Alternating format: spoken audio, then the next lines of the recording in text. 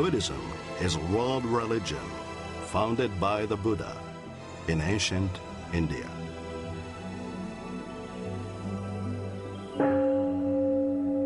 Buddhists seek wisdom, meaning, inner peace, and freedom from greed, hatred, and ignorance.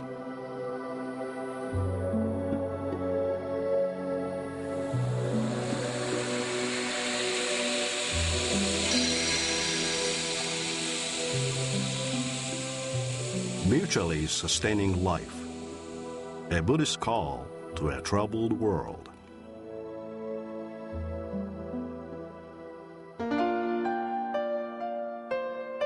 Like the drunken man of the story, people wander about suffering in this life of birth and death, unconscious of what is hidden away in their nature, pure and untarnished, the priceless treasure of Buddha nature. Hello, we're glad you could join us for today's show. I'd like to talk about how Buddhism and psychology have a lot in common and how they can be used to complement each other to foster our inner well-being. This concept is evident by the hundreds of books in English that promote self-contentment by applying Buddhism and psychology together. I should mention that I'm using psychology in a broad sense of the term to also include psychotherapy. Of course, Buddhism and psychology are not exactly the same in their methods and ultimate goals, as one is an ancient spiritual tradition from Asia and the other is a modern scientific approach developed in the West. However, in North America, it has long been recognized that the two overlap. For example, about 100 years ago, William James, the father of scientific study of religious experience, was lecturing on psychology at Harvard University. He noticed Anagadika Dharmapala, a well-known Buddhist monk from Sri Lanka, in the audience. It's been reported that Professor James then called out to Dharmapala and said, "Take my chair. You are better equipped to lecture on psychology than I am. This is a psychology everyone will be studying 25 years from now." Let me give a tangible example of how the two can work together to address human needs. No matter how successful we are in schoolwork or at our job, one time or another, we have all experienced a loss of confidence or a sense of being inferior to others. Everyone has felt this way. No one is exempt. We experience this feeling when we are criticized, or when our efforts fall miserably, or even if our efforts bring great results, but hardly anyone notices or pays any attention. In the future, when you experience such letdowns, try to remember a simple Buddhist parable that I'd like to share with you. This well-known parable comes from the Lotus Sutra, one of the important scriptures from the Mahayana branch of Buddhism. I'm going to take the liberty of slightly modifying the original story for our purpose. Once there was a man named Jiva who fell into a drunken sleep. His good friend Kumar tried to stay with him until he woke up, but after remaining as long as he could, he had to leave him when Jiva still did not wake up. Worried that Jiva would be in need to support himself, Kumar hid a jewel in his drunken friend's garment. When at last Jiva finally woke up and found his supportive friend gone, he was at a loss and began looking for Kumar, for he felt he truly could not live without his friend. He kept looking for him and wandered about, poor and hungry. He didn't know that Kumar had hidden a jewel in his garment. After a long time, the two friends met again, and Kumar told Jiva about the jewel and told him to look for it. Sure enough, the jewel was there, where it had always been all along. How do you like this parable? Aren't we all like Jiva when we experience a loss of confidence, self-doubt, self-pity, or a feeling of inferiority. At such times, rather than looking for the jewel within ourselves, we turn outward to find someone to support and validate us. Jiva finally found his friend, but had wasted so much time. And even if he had found Kumar right away, that would have satisfied him only temporarily. In other words, having a reliable friend is important, but does not provide a real solution. For in the end, we need to find the answer in ourselves and for ourselves. The jewel represents the Dharma, the teachings, in its two aspects. One is in the form of principles, such as the 4 marks of existence, for us to actualize in our lives through personal cultivation. The jewel as a principle points us in the right direction. The second comes in the form of spiritual assurance, expressed as Buddha nature. All sentient beings are equally endowed with Buddha nature. It does not matter whether you are rich or poor, man or woman, young or old, or even human or non-human. This Buddha nature assures us that we all possess the potentiality to become fully awakened. We are all future Buddhas. Being future Buddhas, we are all precious and worthy of respect.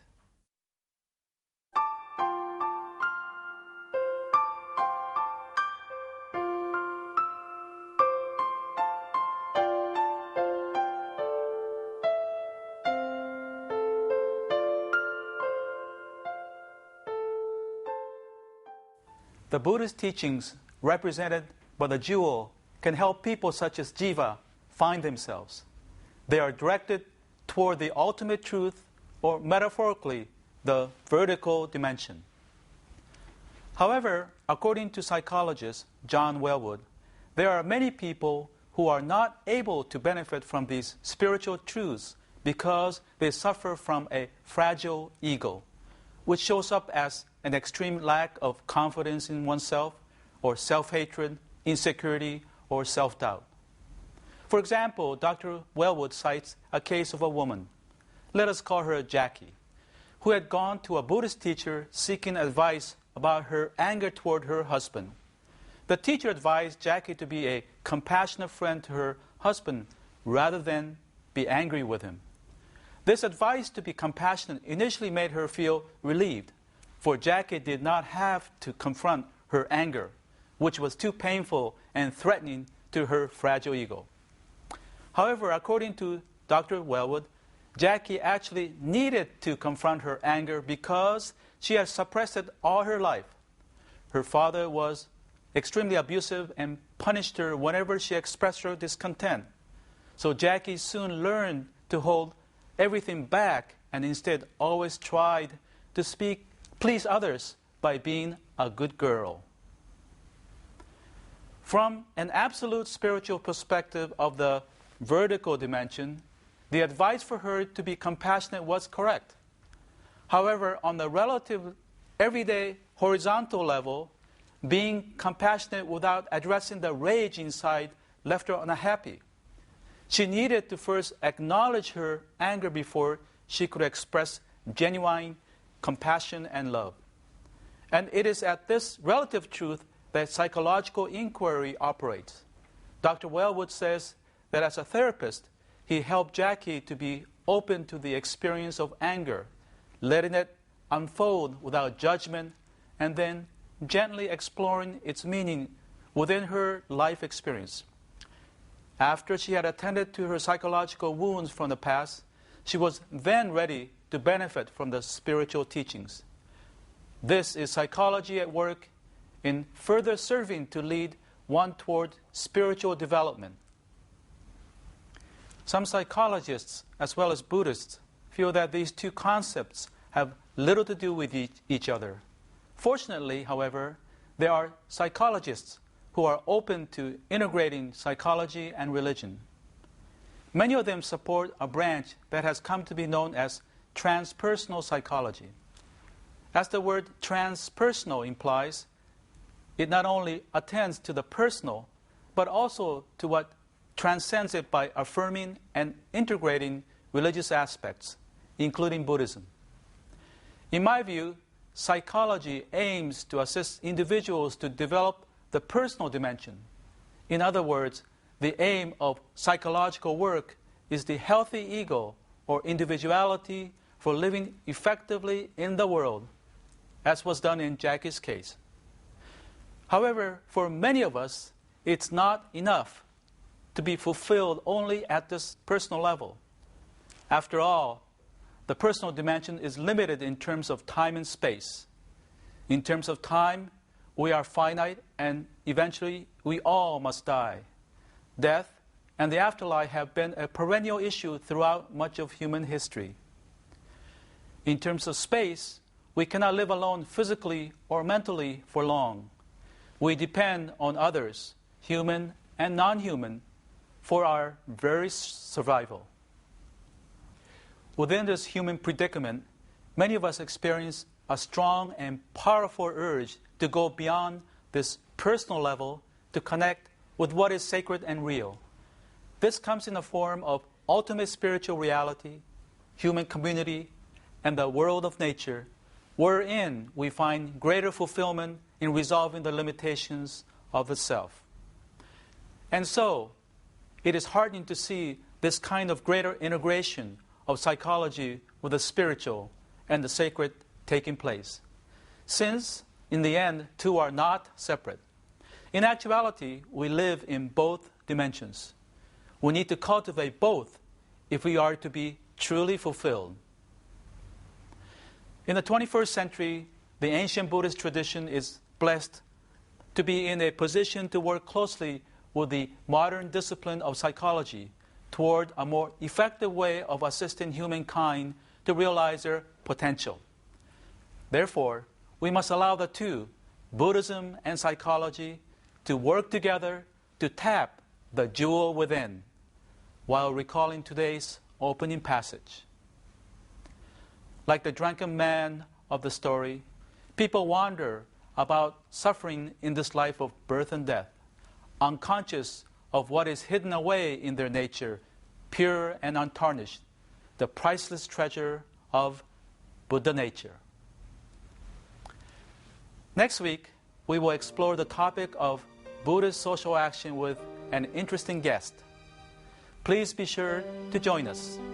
And also, please visit our website for a listing of the various Buddhist centers in your area.